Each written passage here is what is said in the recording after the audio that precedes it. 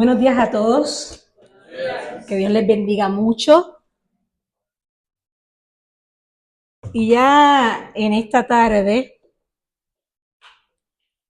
yo te invito a escuchar la palabra que Dios ha puesto en mi corazón.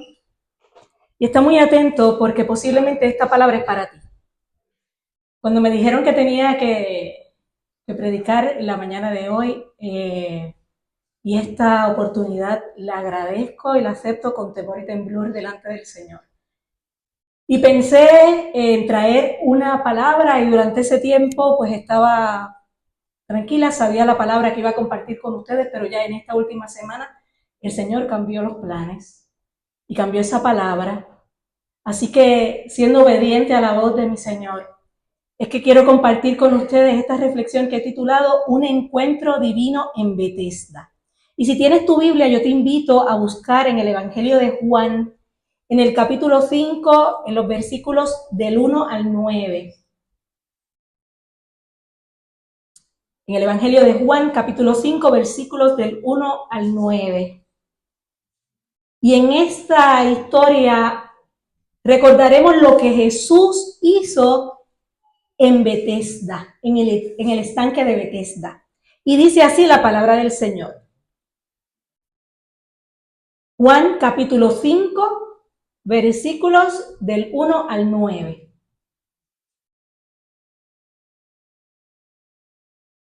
Y dice así: Después de estas cosas, había una fiesta de los judíos y subió Jesús a Jerusalén. Y hay en Jerusalén, cerca de la puerta de las ovejas, un estanque llamado en hebreo Betesda, el cual tiene 5 pórticos. En estos yacía una multitud de enfermos, ciegos, cojos y paralíticos, que esperaban el movimiento del agua. Porque un ángel descendía de tiempo en tiempo al estanque y agitaba el agua, y el que primero descendía al estanque después del movimiento del agua quedaba sano de cualquier enfermedad que tuviese. Y había allí un hombre que hacía 38 años que estaba enfermo. Cuando Jesús lo vio acostado y supo que llevaba ya mucho tiempo así, le dijo: ¿Quieres ser sano? Señor, le respondió el enfermo, no tengo quien me meta en el estanque cuando se agite el agua, y entre tanto que yo voy, otro desciende antes que yo. Jesús le dijo: levántate, toma tu lecho y anda. Y al instante aquel hombre fue sanado y tomó su lecho y anduvo. Y era día de reposo aquel día. El apóstol Juan comienza este relato diciendo que después de estas cosas, ¿qué cosas habían pasado? ¿Después de qué? Pues en el capítulo anterior vemos que Jesús se fue de Judea hacia Galilea, pero antes tuvo que pasar por Samaria, y allí también tuvo un encuentro divino, así como el que vamos a ver hoy en Betesda, lo tuvo allí con la mujer samaritana. Y luego pasó entonces y llegó a Galilea. Y en Galilea se nos dice, justo al final del capítulo 4, que tuvo otro encuentro divino. Y esta vez fue con un oficial del rey que se le acercó porque supo que Jesús andaba por esos lugares, tenía a su hijo enfermo, y fue donde él y le dijo: necesito que cures a mi hijo porque se está muriendo. Y él le dijo: ve, tu hijo vive. Y esa fue la segunda señal de Jesús en Galilea. Porque la primera, un tiempo antes, había sido cuando Jesús convirtió el agua en vino el agua en vino en las bodas. Ese fue el primer milagro. Pero el segundo milagro en Galilea fue este precisamente. Pues después de estas cosas había una fiesta de los judíos. ¿Qué fiesta? No sabemos. No se nos dice que estaban festejando los judíos en aquel momento, pero entiendo que lo que quiere hacer el autor del texto, ¿verdad?, es decirnos cuál era la razón por la que Jesús estaba en ese lugar en ese tiempo. Y para intentar ubicarnos en tiempo y espacio, ¿verdad?, nos menciona algunos detalles de la ciudad, algunos detalles de ese lugar donde estaba Jesús, y dice que estaba la puerta de las ovejas. Menciona la puerta de las ovejas. Jerusalén era una ciudad amurallada y para poder acceder a la ciudad, pues se hacía mediante algunas puertas. Las puertas tenían nombres, las puertas tienen significado y sería increíble poder estudiar estas puertas y qué significan hoy esas puertas para nosotros. Pero nos habla de la puerta de las ovejas.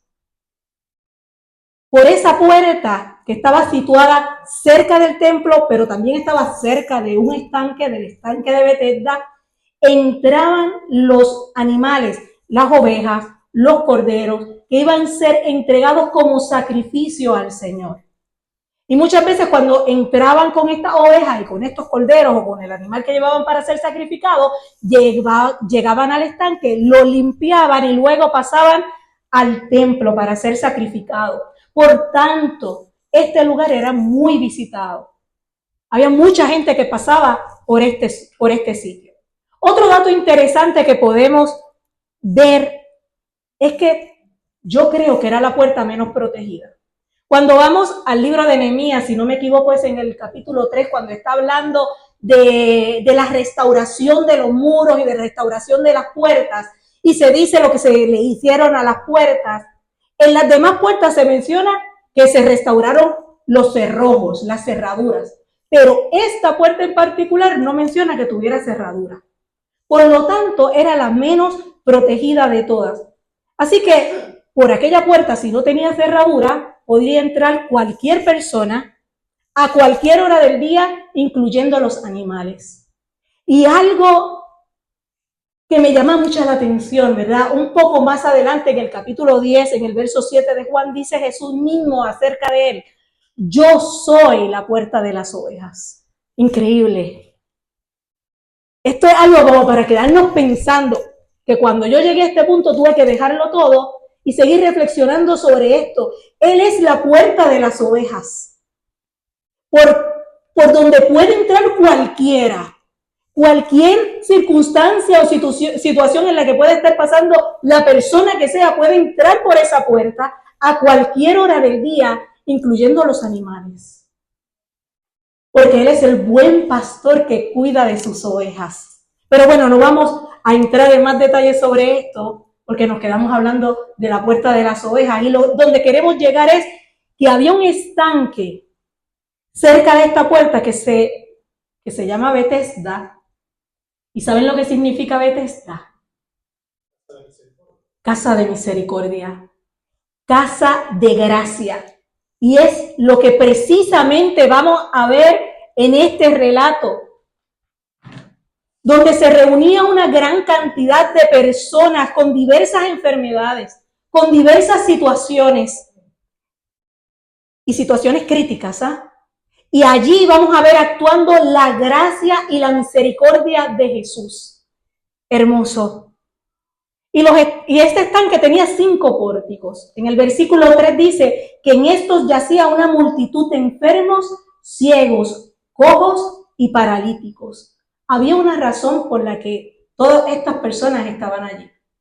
Cada uno de ellos, todos estaban esperando su sanidad física. Gente proveniente de diferentes lugares, con diferentes situaciones, muchos de ellos en el suelo. Y si quieres imaginarte ese momento, ese lugar, quizás lo pudiéramos comparar cuando vemos en la tele o cuando vemos en internet estos hospitales como en Gaza, en Nepal, donde hay gente esperando ser atendidos en el suelo, donde hay que improvisar camillas, donde están esperando por una atención. Posiblemente es algo así. Allí estaba aquella gente agolpada, esperando que la sanidad ocurriera en sus vidas. Ahora escuche. Ya te hiciste la imagen, ya lo puedes ver en tu pensamiento ese lugar, y ahora ¿qué puedes escuchar? Escucha el lamento. Escucha el quejido de aquellos que están adoloridos. Escucha la angustia. Escucha el pesar. Quizás escucha el murmullo y hasta el silencio, porque el silencio muchas veces grita. Y en ese lugar no solo escuchas, sino puedes sentir Y vamos a poner nuestras sensaciones, nuestros sentimientos ahora aquí. Y puedes sentir la frustración, puedes sentir el dolor, puedes sentir la desesperación, el agotamiento, la impotencia de estas personas que están allí esperando. Pero hay un rayo de esperanza en aquel lugar.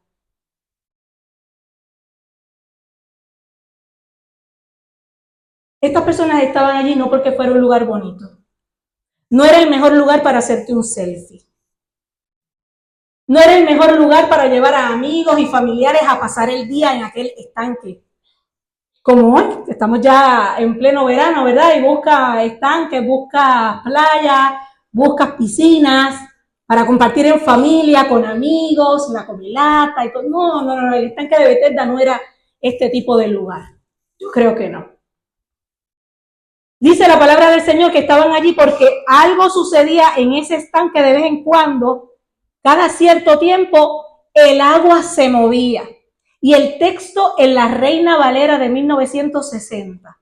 Y tengo que hacer hincapié en esto. Es en esta versión porque hay otras versiones en las que no se encuentra esto que estamos explicando, este detalle. El versículo 3, en la parte B del versículo 3 y el versículo 4 en otras versiones no está, y esto tiene una razón de ser. Pero en la Reina Valera del 60 nos dice que la gente atribuía ese movimiento del agua a un ángel que descendía de vez en cuando y movía las aguas. Y el primero que llegaba al estanque y tocaba el agua después de ese movimiento, quedaba sano. Eso era lo que creía muchas de las personas y era la tradición de ese lugar. Y sea literal este hecho o no, que se menciona acerca del movimiento de las aguas, lo cierto es que allí, en aquel lugar, había una multitud de gente esperando para ser sanados. Esperando por ellos mismos llegar al estanque o que alguien actuando con misericordia los llevara hasta ese lugar para recibir sanidad. Y entre ellos se distingue una persona, se distingue un hombre que tuvo ese encuentro divino. Había entre la multitud un hombre y dice que tenía 38 años que estaba enfermo. No nos dice que hacía 38 años que estaba en aquel lugar esperando. ¿Quién sabe? Nos dice que hace 38 años estaba enfermo. No sabemos cuántos años tiene ese hombre.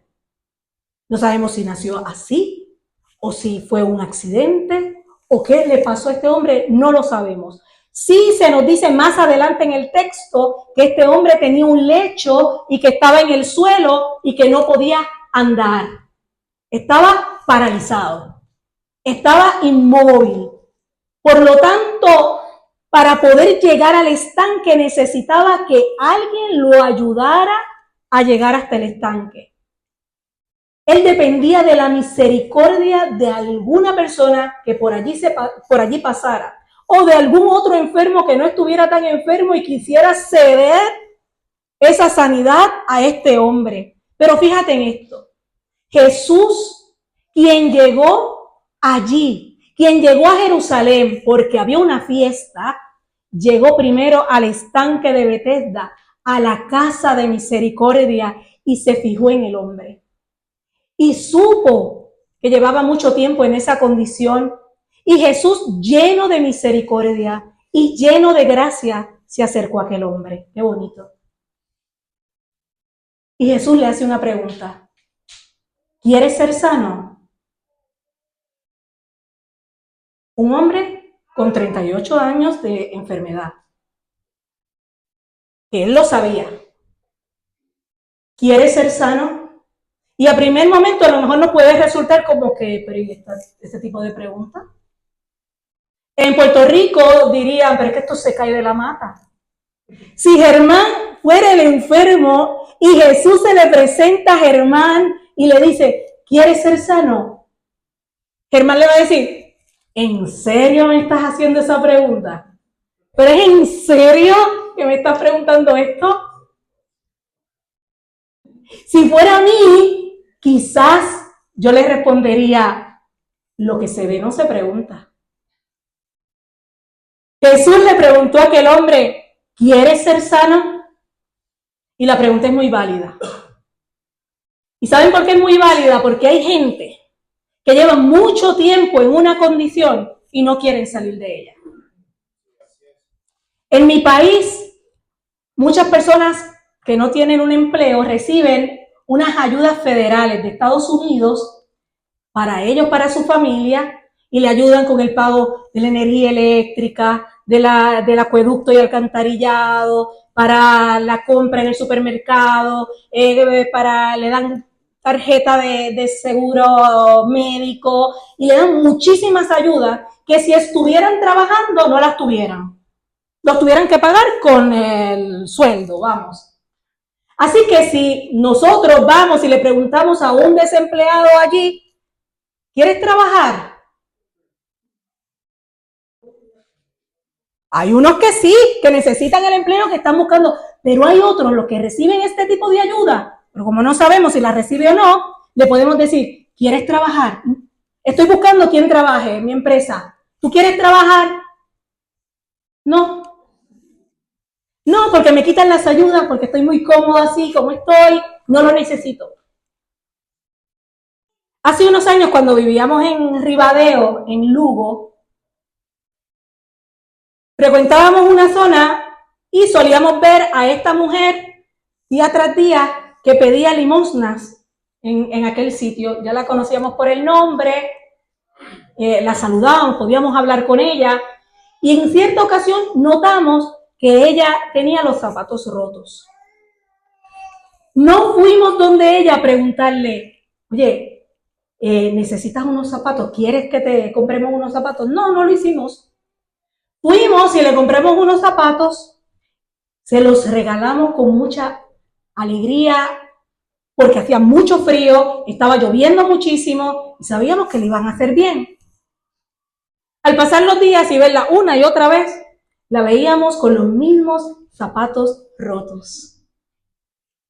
Quizás si le hubiéramos preguntado, ¿quieres que te compremos unos zapatos? A lo mejor no hubiera dicho no, lo que necesito es dinero, lo que necesito es comida, lo que necesito es... Ve tú a saber lo que ella necesitaba en aquel momento. Quizás sus zapatos rotos llevaban a las personas a tener mayor compasión y por consiguiente recibir mayor limosna. ¿Quieres ser sano? Jesús quería sanarlo, pero él quería ser sano. ¿Y a ti?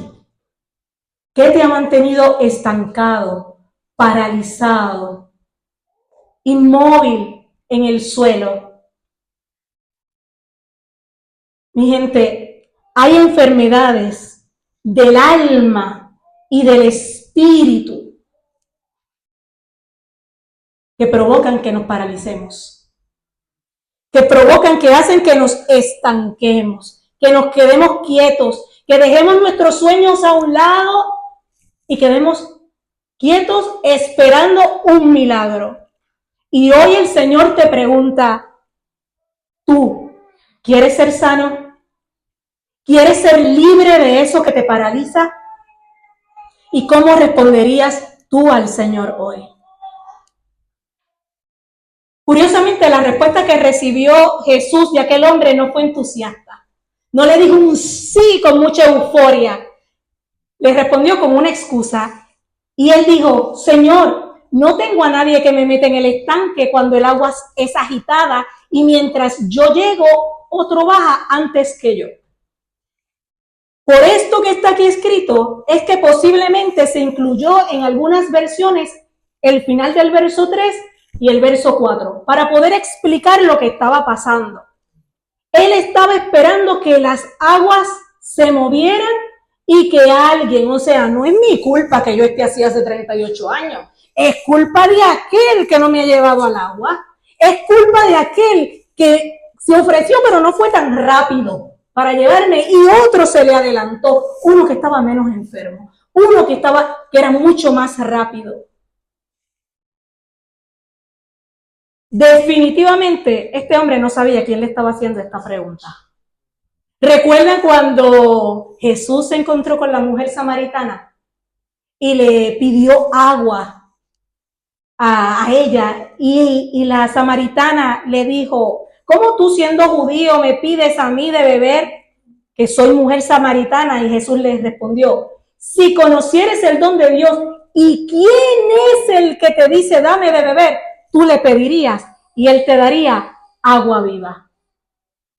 Si esta mujer conociera quién le estaba pidiendo de beber, si este hombre que llevaba 38 años enfermo hubiera sabido quién le estaba diciendo, ¿quieres ser sano?, su respuesta hubiera sido otra. Sí, Señor, sáname, Señor, quiero ser sano.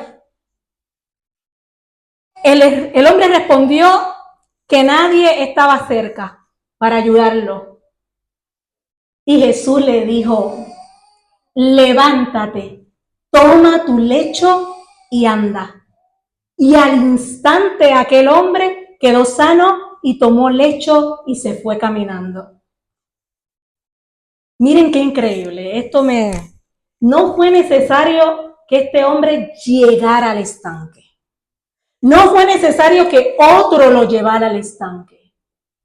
El sanador, de quien fluye agua de vida, se acercó a él. Tremendo, ¿verdad? No fue necesario que él se acercara, Jesús se acercó a él. Y fíjate una cosa, y piensa en esto por un momento. Había en aquel lugar muchísimos enfermos. Y Jesús llegó sin alboroto, sin pancartas, sin rimbombancia, totalmente se pasó por desapercibido, vamos. Estuvo entre ellos, caminó entre ellos, pero todos tenían su mira en otro lugar. Todos tenían su mira en el estanque. Todos tenían su esperanza en el estanque, pendiente a que el agua no se fuera a mover y yo no me diera cuenta, porque quiero llegar primero. Y no se dieron cuenta que de quien fluye agua de vida estaba entre ellos. Quizás si se hubieran dado cuenta que el Hijo de Dios estaba allí, le hubieran pedido que le sanara. Y Jesús les hubiera sanado, quién sabe. ¿Quién sabe si hubiera habido muchísimas sanidades en aquel momento, en aquel lugar? Pero Dios es soberano y eso lo sabemos y lo afirmamos, que Dios es soberano y Dios hace como quiere, cuando quiere, donde quiere, porque Él es soberano y Él cumple sus propósitos. Y no siempre es la voluntad de Dios sanar físicamente a una persona. Quizás sea otra su voluntad. Yo tengo una tía por parte de mi padre que a los 50 y tantos años perdió su visión debido a un tumor cerebral que le retiraron, pero uno de los efectos fue que poco a poco fue perdiendo su vista hasta el día en que la perdió totalmente. Y recuerdo que había un retiro de mujeres y de camino a ese retiro, mi oración a Dios era que le devolviera la vista a mi tía. Yo quería que aquel día entre aquellas mujeres ocurriera un milagro y una sanidad física en mi tía y que ella recobrara su vista. La persona que estaba predicando al culminar comenzó a ministrar a cada una de las mujeres que estaba allí. Ella desconocía totalmente cuál había sido mi oración desde que salí de mi casa hasta llegar a aquel lugar. Y recuerdo que Dios a través de esta mujer me dijo, no le devuelvo la vista, porque ella ve mucho más de lo que muchas mujeres ven aquí. Poderoso. Esa es la razón por la que no le devuelvo la vista a tu tía, porque ve mucho más, espiritualmente hablando. La relación de mi tía con el Señor era una cosa que yo no tengo palabras. Era impresionante su discernimiento, su sabiduría, su amor, su devoción, su compromiso. Al perder su vista, recuerdo aquella mañana, un sábado, si mal no recuerdo, que dijo, me quedé a oscuras. Su vida no se detuvo. Ella no se fue y se echó al suelo a esperar que las aguas se movieran y que alguien la llevara al estanque para recobrar su vista. No. Continuó limpiando su casa, continuó dando órdenes en la cocina de cómo era que se tenía que cocinar, continuó haciendo su pelo, siempre acicalada, siempre limpia, siempre combinada, con una sonrisa. Nunca escuché un quejido, nunca escuché un lamento de sus labios, que no sé si los tuvo, allá en el cuarto, en su habitación, no sé. Yo nunca la escuché renegar. Por el contrario, siempre agradecida, siempre feliz, siempre amando, siempre sirviendo al Señor e invitando a otros a servir a Dios. Entonces entendí la voluntad del Señor. Si ella ve mucho más allá, si ella ve mucho más. Y yo no me voy a extender mucho más. ¿Sientes que las circunstancias que has vivido te mantienen paralizado en el suelo? ¿Estás esperando un milagro que ocurra? ¿Estás esperando que se mueva el agua? ¿Dudas que tu situación tenga solución? ¿Habrá algo imposible para Dios? ¿Hay algo imposible para Dios? No lo hay. La esperanza es una actitud del corazón. Sin motivación y sin esperanza, nos quedamos estancados en la pasividad y nos estancamos. Nos quedamos quietos en la resignación. Y yo te invito en esta mañana a que no te resignes. A que no te resignes, porque acabas de afirmar que no hay nada imposible para Dios. En medio de la dificultad, en medio de la situación en la que te encuentras, en medio de tu condición, ¿dónde tienes tu mira? ¿Dónde tienes puesta tu esperanza? A veces, en lugar de mirar a Jesús y acudir a Él, estamos mirando lo que el mundo te puede ofrecer para darte una solución. A veces estás esperando que el agua se mueva, que el gobierno se mueva, que la economía se mueva, que el trabajo se mueva, que un familiar se mueva. ¿Dónde está tu mira? ¿Dónde está tu esperanza? En alguna de estas cosas, ahí es donde va a ocurrir el milagro. Mientras esperas en eso, Jesús está cerca. Jesús está caminando. Jesús se está paseando y tú no lo ves. Y lo que necesitamos es a Jesús.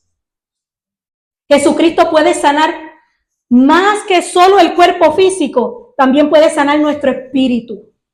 Jesucristo puede cambiar nuestro corazón, sanarnos de los efectos de la injusticia o el abuso que podamos experimentar y fortalecer nuestra capacidad para aguantar pérdidas o angustias, trayéndonos paz para ayudarnos a sobrellevar los desafíos de la vida, sanándonos al instante. Mira tu situación como un nuevo punto de partida, como un nuevo punto de partida hacia la fe y hacia la esperanza. No lo veas como un obstáculo que te imposibilita levantarte y dar pasos. No es un obstáculo, es un punto de partida hacia lo nuevo, hacia lo grande, hacia lo que Dios tiene para ti. Nuestra esperanza debe estar sostenida en las promesas de Dios, que hoy te dice: levántate, toma tu lecho y anda. Aquel hombre creyó y se levantó. Todos lo vieron caminar. Pudo haber escuchado las palabras del Señor que le dijo, levántate, toma tu lecho y anda, y quedarse allí. Y seguir mirando el estanque. Si no se había levantado en un montón de tiempo, pudo haberse quedado en aquel lugar. ¿Cómodo o no? No sabemos si estaba cómodo o no estaba cómodo. Pero pudo haberse quedado allí. Pero él creyó, se levantó y caminó.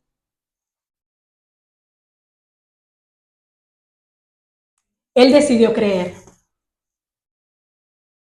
Decide creer. Yo te invito en esta mañana a que decidas creer. Créele a Dios. Levántate. Camina. Y no solo camina, resplandece. Resplandece y cumple el propósito que Dios tiene en tu vida. Porque mira, largo camino te resta. En el nombre del Señor, levántate, toma tu lecho y camina y resplandece. Te invito a ponerte en pie, a ponerte sobre tus pies, para tener una palabra de oración en este momento.